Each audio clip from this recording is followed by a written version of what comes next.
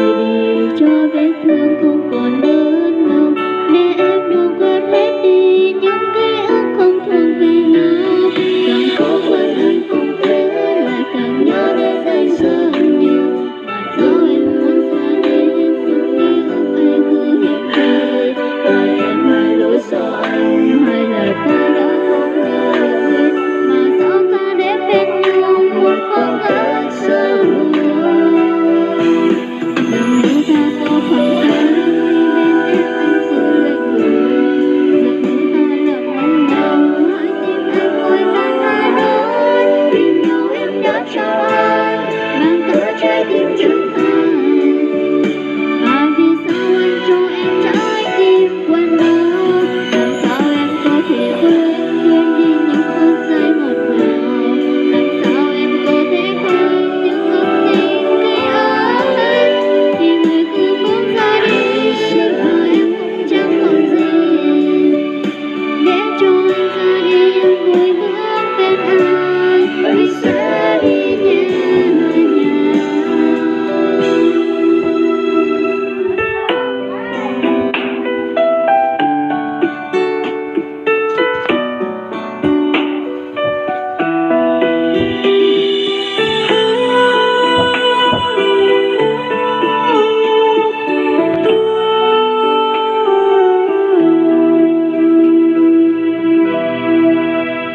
Nhiều lúc anh muốn quên đi những ký ức anh âu trong lòng.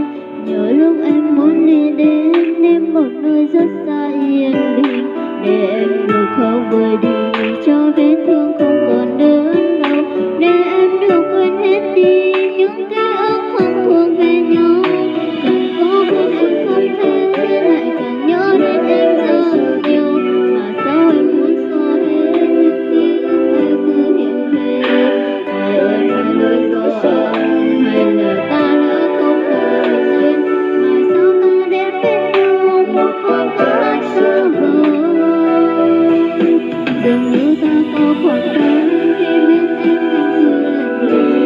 Dường như ta lặng lẫn nhau, hai tim anh vội vã thay đổi. Tìm đâu em đã cho anh mang cớ trái tim chân thành. Mà vì sao anh cho em trái tim quên đâu?